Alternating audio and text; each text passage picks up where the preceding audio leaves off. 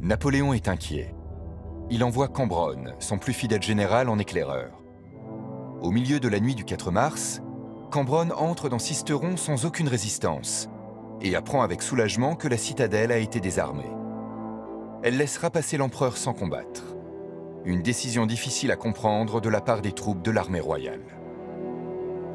Ces hommes sont souvent des hommes qui ont aimé Napoléon et finalement sont écartelés entre le serment qu'ils viennent de prêter au roi, mais qui finalement est un jeune serment de moins d'1 an, et le poids du souvenir, l'attachement qu'ils ont pu concevoir pour Napoléon depuis, pour certains, plus de 20 ans. Le passage de Napoléon à Sisteron a remis en évidence le caractère stratégique du site. Le contexte historique du XIXe siècle va le rendre encore plus important. La puissance grandissante du royaume de Piémont-Sardaigne, soutenu par l'Empire autrichien, fait peser une menace sur l'ensemble de la frontière des Alpes. Une menace qui va conduire la citadelle à une dernière innovation inattendue. La menace, en fait, a grandi, d'où l'importance renaissante de Sisteron dans les années 1820. Et le point important de la position de Sisteron, c'est le pont sur la Durance. C'est l'interdiction de ce pont qui donne son importance à la citadelle et à la ville.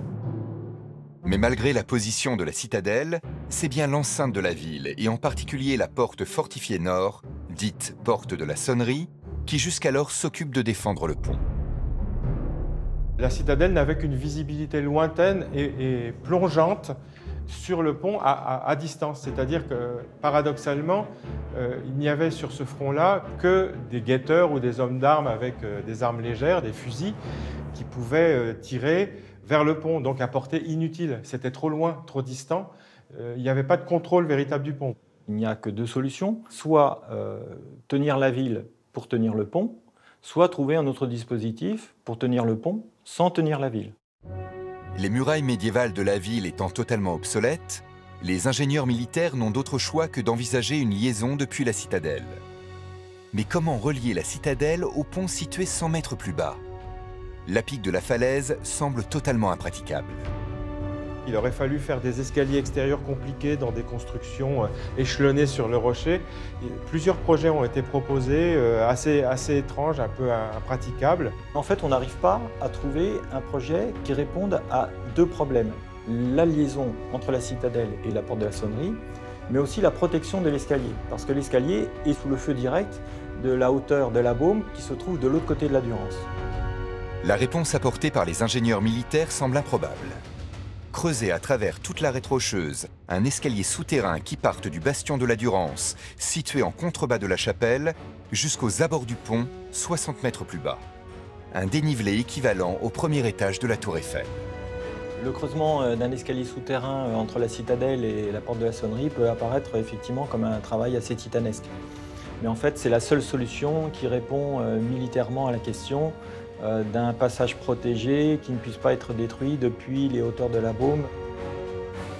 Il y avait suffisamment de largeur et en même temps c'était suffisamment étroit pour qu'on puisse percer des ouvertures de jour pour éclairer cet escalier. C'est vraiment un travail de tunnelier, de pionnier. On a creusé ça en plein roc. Les travaux commencent en 1841 par le point le plus haut. La section du tunnel est de 3 mètres, ce qui implique que peu d'hommes peuvent y travailler en même temps. D'après un rapport de l'époque, la vitesse de progression est à peu près d'1 mètre creusé par 2 hommes tous les 12 jours. À une époque où on travaille encore à la baramine et avec des poudres noires, c'est déjà un petit exploit de creuser ce type d'escalier dans du rocher. C'est plus coûteux en énergie de creuser dans une roche dure, mais on obtient des ouvrages de bien meilleure qualité parce qu'ils tiennent d'eux-mêmes. Il n'y a pas besoin de maçonnerie pour que la voûte tienne toute seule. Le tunnel est finalement achevé en 1844. Il aura nécessité 3 années de travaux. À la même époque, les équipements de la citadelle vont être profondément modifiés. On installe de nouveaux ponts-levis, on modifie des accès comme le voulait Vauban afin de simplifier les déplacements des canons, on crée des baraquements enterrés, des casemates, ainsi que des retranchements afin de mieux protéger les troupes de l'artillerie ennemie. Grâce à ces améliorations, la citadelle peut abriter une garnison de 1200 hommes et résister à un siège d'1 mois, ce qui est tout à fait suffisant pour bloquer l'ennemi le temps qu'une armée de soutien arrive. En 1860, la citadelle est enfin complète et semble à son apogée. Mais en réalité, une forteresse n'est jamais achevée, et la course qu'elle s'est lancée depuis le Moyen Âge contre l'artillerie est une course perdue d'avance. À partir de 1880, on met en place les explosifs chimiques qui ont une puissance bien supérieure à la poudre noire qu'on utilisait jusque-là. Donc les défenses de Sisteron telles qu'elles sont construites ne sont plus en état de résister à ces inventions-là et on va abandonner la citadelle. La place n'est plus adaptée à l'époque. Son utilité s'est aussi réduite. En récupérant le duché de Savoie et le comté de Nice, la France a fait reculer ses frontières. Et Sisteron n'est plus d'une importance stratégique vitale pour le pays. En 1894, la citadelle perd sa raison d'être. La place est déclassée militairement. Mais c'est finalement sa grâce et son incroyable fusion avec le rocher qui lui donneront un bout d'éternité. Les peintres du 19e, de Turner à Signac, attirés par ces lignes uniques, vont la magnifier.